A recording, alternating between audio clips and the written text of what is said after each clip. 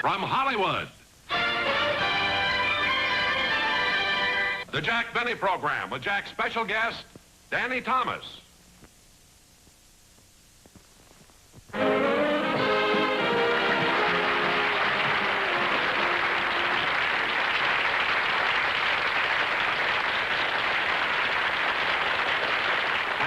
Thank you very, very much, ladies and gentlemen, and good evening. Now, if I seem to be particularly happy today, there's a reason for it. You know, I got up bright and early this morning, and I went out to Hillcrest Country Club to play golf. And I played 18 holes, and I shot a 78. Now, this is unusual for me to play so well, you see, but I owe this all to the new pro we have at Hillcrest, because he made just one little suggestion and took 20 strokes right off my game. He told me to cheat.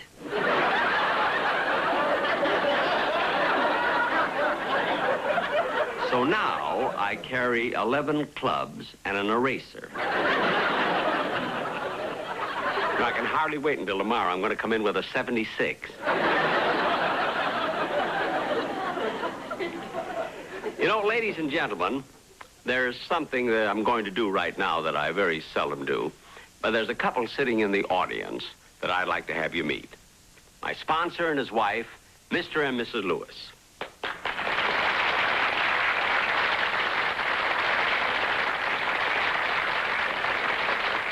Now, Mr. and Mrs. Lewis live in New York City, but the reason that he's out here right now is because it's almost option time, and he wants to be sure that I don't get away from him.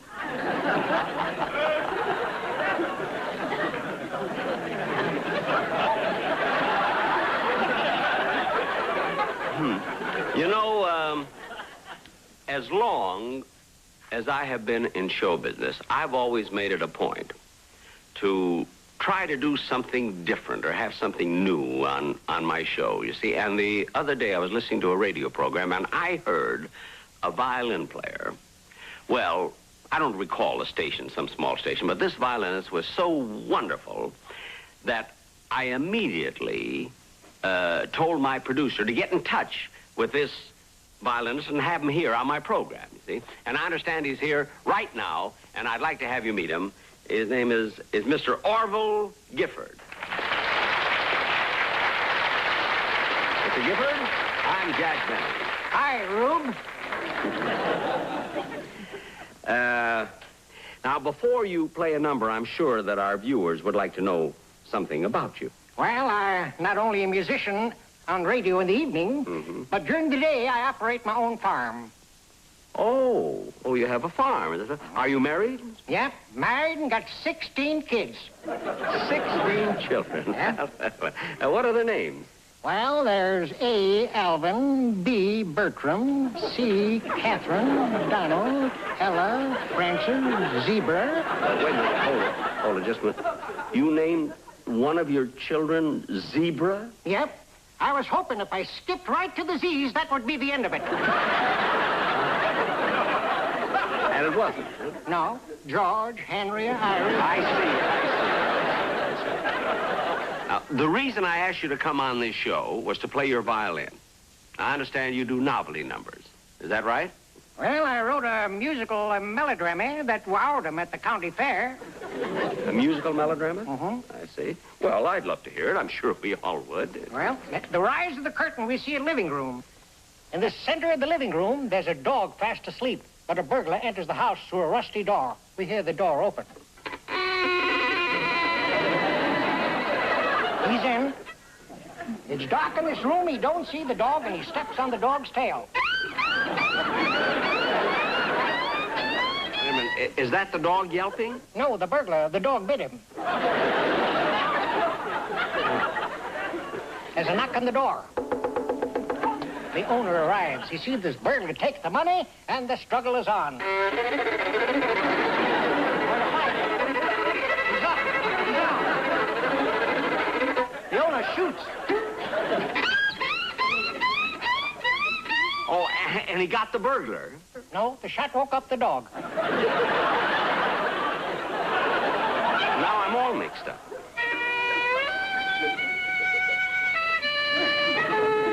I imagine that's the finish. That's right. Tomorrow night, East Lynn.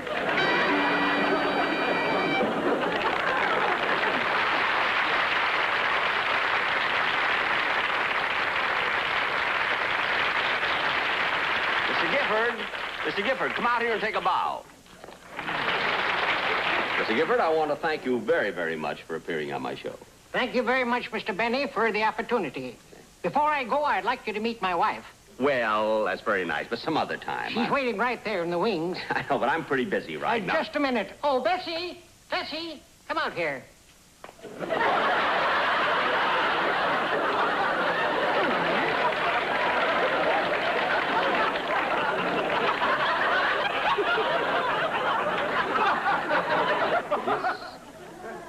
This is your wife? Yep. Ain't as big a hick as you thought I was.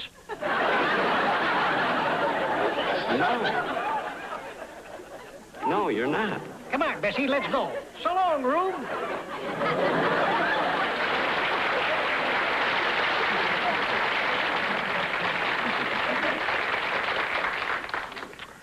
Well, after 16 children, he sure looks good. You know, sometimes, ladies and gentlemen, my enthusiasm for finding new talent doesn't always work out so well. But fortunately, I have a sponsor who goes along with my experiments. Isn't that right, Mr. Lewis?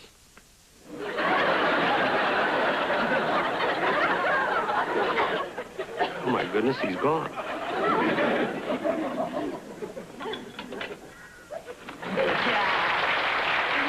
Snap out of it. I can't help it. Imagine my sponsor walking out right in the middle of my show. Well, it's your own fault. You knew your sponsor was going to be in the audience. You had to give him Orville Gifford instead of spending money for a good act. Yeah. And of all times for it to happen. I mean, just tomorrow morning, I got to walk into Mr. Lewis's office and talk about a deal for next year. Well, look, Jack, if you're really worried about the business meeting with your sponsor tomorrow, why don't you call Mr. Lewis and tell him you'd like to have dinner with him tonight? Hey, that's a good idea. No, that's ridiculous. I mean, if he was mad enough to walk out in the middle of the show, how can I expect him to buy my dinner? No, Jack, you buy his. Oh, all right. All right. Now, where would be a good place to take him, Mary? I mean, how about the Coconut Grove? Oh, that'd be wonderful. They have a great floor show, and I hear Milton Berle is terrific. Milton Berle is playing there? Yeah, and they say he's never been funnier.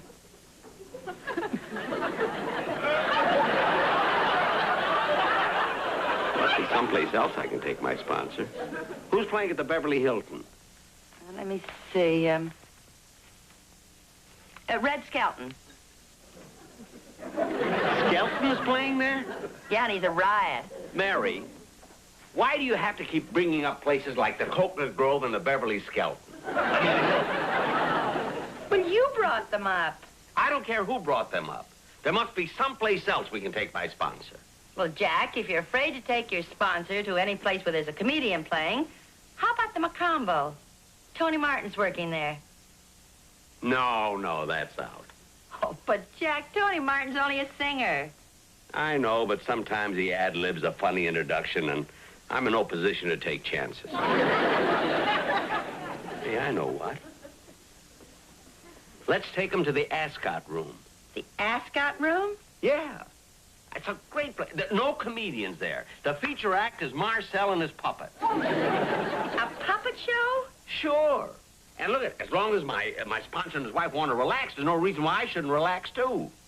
Mary, look, you go and change your clothes, and I'll call my sponsor and tell him I'm going to pick him up in a cab right away. Okay. Oh, Jack, you better let me take my car. Why? Well, with your luck, you may get a funny cab driver.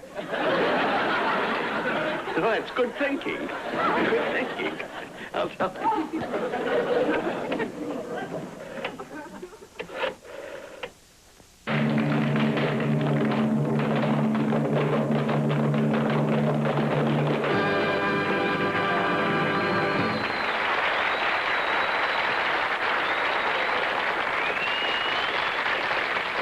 Jack, I hate to do this, but I think Mrs. Lewis and I'd better be running along.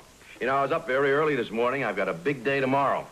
In fact, I've got 2 appointments ahead of yours. Oh, well, wait a minute, Mr. Lewis. Why don't you stay and see the rest of the show?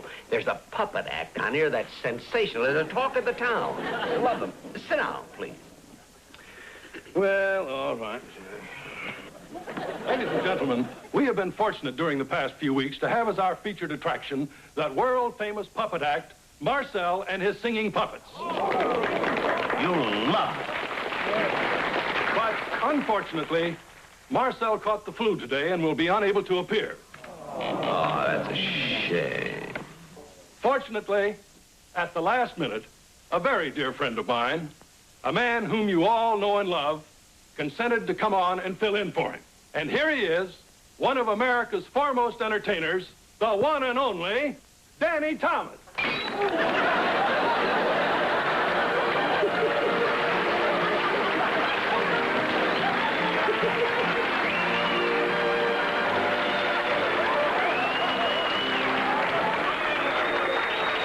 you very much. Oh, please.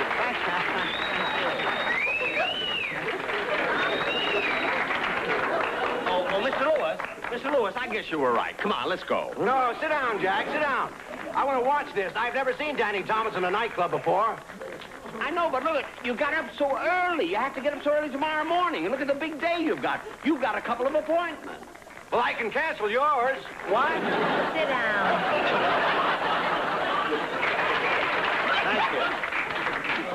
Thank you very much. A lovely reception. I'm very happy to be here. I'm sorry it has to be under these circumstances. But, you know, it seems lately I've been substituting for a lot of actors who've been getting sick. I guess I'm the only entertainer in the world who's registered with the Actors Guild and the Mayo Clinic. It certainly is. Well, I think... I gotta tell you a story. I must tell you people a story because you're a very receptive audience and it's cute stories. A fella goes to a psychiatrist, see, looking pretty peaked, and the psychiatrist says, now, just lie down on the couch, my man. We'll get to your problem in a moment. First, tell me about yourself, about your family life. I says, well, Doc, I'm very happily married. I have a very beautiful wife. I have a son attending Harvard. Our daughter goes to Vassar. We have a 40-room house. We have 3 automobiles, a swimming pool. We have a yacht at Balboa. We have our own airplane, too. And the doctor said, well, my goodness, that sounds like very luxurious living. What's your problem? And he said, well, Doc, my problem is I only make $65 a week.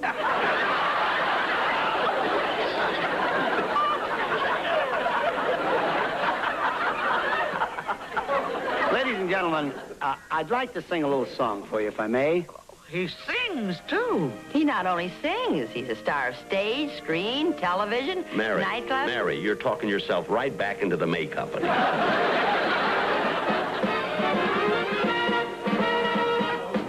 When the red, red robin comes bobbing along, there'll be no more sobbing when he starts to throbbing his old sweet song. Hey, wake up, you sleepyhead. Get up, get out of bed. Cheer up, the sun is red. Live, love, laugh, and be happy. What if I've been blue? I'm walking through fields of flowers. Rain may glisten, but still I listen for hours and hours.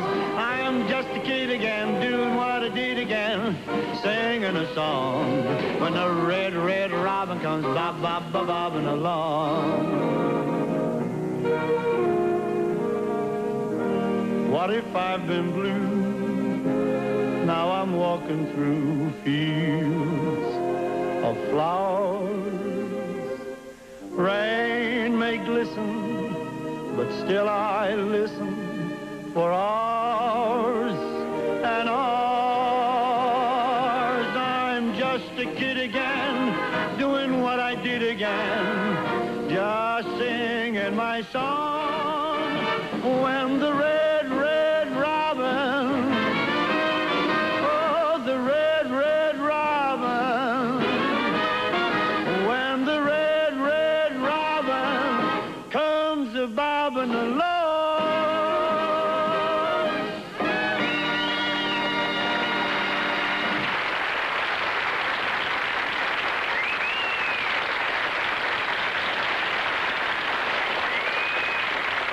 much, ladies and gentlemen. You know, my appearance here tonight was quite unexpected, and I honestly don't know what else to do for you. Hey, Danny, tell us the story about the man on the bus. Oh, do you want to hear that one? All right. Give me that hat, will you? Thank you. Well, there was this fella, see? He was on a bus traveling from New York to Los Angeles by bus.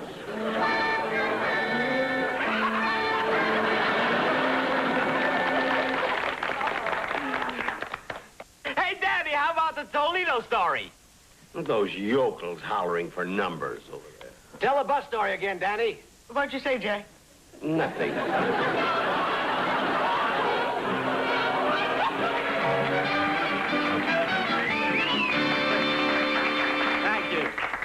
Thank you very much, ladies and gentlemen. You know, I came out here expecting to do only about 15 minutes. I've been on over an hour. Thank you very, very much for a delightful evening. Goodbye. Let me your handkerchief. I've been laughing so much I'm crying. Jack has a few tears in his eyes, too. Imagine a man coming on at the last minute and holding an audience in the palm of his hand for over an hour. I still think it's a shame that you missed the puppet act. Jack, look, here comes Danny. Hi, Mary. Hello, Danny. Yeah, hi, Jack. Hello, Danny. Hey, I got a note to come to your table. A note? Yeah, who's Mr. Lewis? Mr. Lewis is Jack's sponsor. Always happy to meet a sponsor. How are you, Mr. Hello, Lewis? Danny. Fine, thank you. And this is Mrs. Lewis. Well, how do you do, How Mrs. do you Lewis? do? Certainly hope you folks enjoyed the show. Oh, we thought it was wonderful. Well, thank you very much. Do you mind if I sit down? No, Danny, I'm sorry, but we really have to go now. We've been here so long. Come on, Mr. Lewis. Well, Jack, if you're feeling tired, why don't you run along? Thank you. Just a moment. Well, all right, I'll stay. Well, if you want to stay, I really got to go. Why? I have to get up early in the morning, look for a job. You've saved your money. It's certainly a pleasure to have you with us, Mr. Thomas. Thank you, my dear. Why don't you just call me Danny? Well, you know, Danny, you have a television show every week. You make motion pictures. You appear in nightclubs. Where do you find the time and the energy?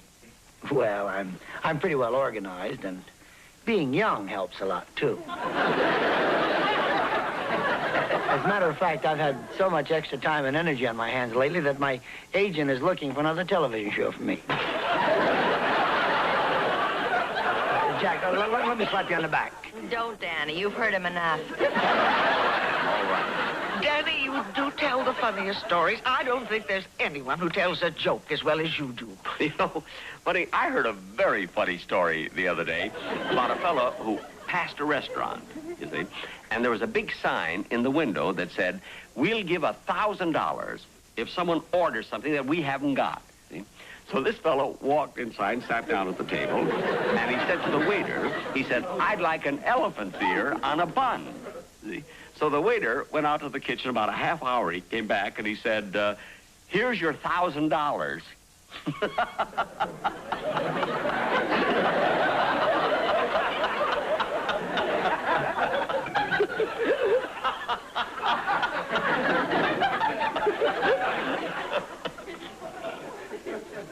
Well, I mean, evidently you've heard the story. Huh? No, I didn't hear it. I just didn't get it. Oh. Did I? Funny, when I heard it, I fell over. Where'd you hear it? At the Shapery, I told it. Like Jack said, you know, the way it started, this fellow came into this restaurant where they had this big sign. You get $1,000 if you order something we haven't got. So this fellow walks into the restaurant, sits down, calls the waiter over, and he says, "Say, Bud, I'll have an elephant's ear on a bun." And the waiter says, "Yes, sir. Will that be African elephant or Indian elephant?" It's funnier already. So the fellow says, "Indian elephant. And I want it on a bun." So the waiter goes out. He's gone about a half hour. He comes back. He says to the man, "Here you are, sir. Here's your $1,000. And the wise guy says, "Uh-huh. Out of elephant ears, eh?" And the waiter says, "No, sir. Out of buns."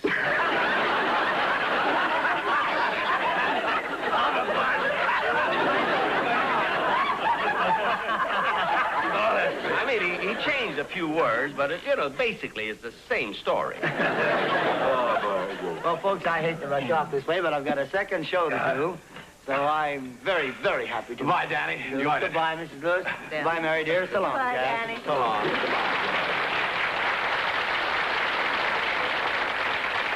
Well, Mr. Lewis, let's go, huh? No, Jack, I want to stay and see the second show. But Mr. Lewis, you've got such a big day tomorrow. And don't forget, we have an early appointment in the morning, about my new contract. Well, Jack, I don't think that meeting will be necessary. What? Well, Mr. Lewis, how can you do that to me? I mean, I've been with you so many years. I mean, you can't turn me out to pasture now. I'll admit that some of my jokes weren't funny, but I can always make them better, And I sing, too. When the red, red robin comes bobbing along. Mr. Lewis, you've got to think this over. Mr. Lewis, talk to him, will you please? Talk to him. Jack, I don't know why you're so excited. This meeting tomorrow morning would be a mere formality. We've already signed your contract, and we'll mail it to you. Mrs. Lewis, will you...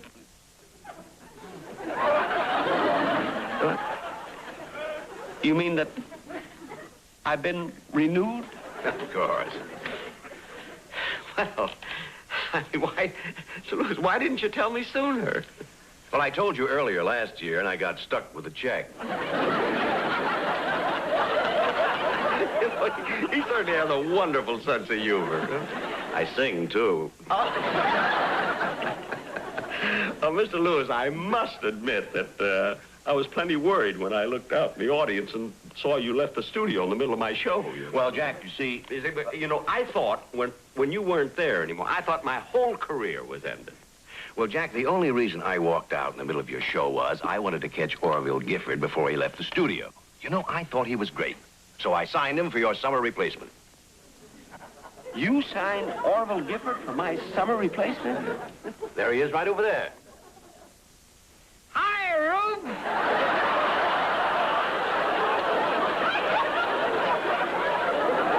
Well, I'll be darned. Oh, waiter. Yes, sir.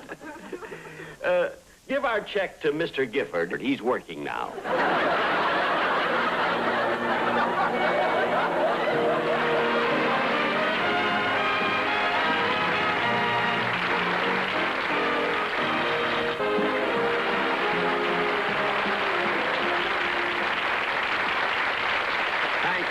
Thank you very much, ladies and gentlemen. And now, I'd like to bring out once again, for a bow, my guest star, Danny Thomas.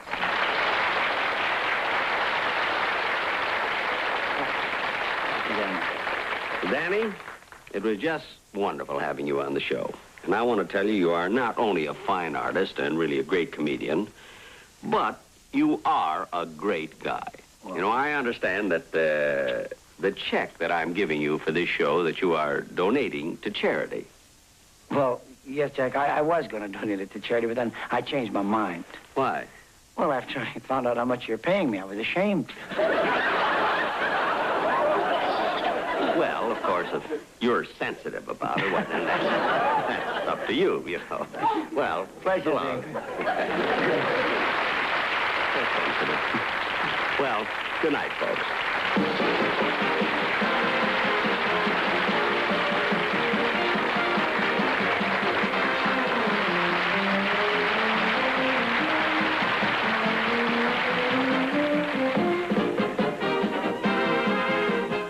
Have you caught Maude recently? It's getting funnier and funnier, and it's on TV 20 Monday through Friday following the Jeffersons at 6:30. Stay tuned for We the People coming up next on TV 20.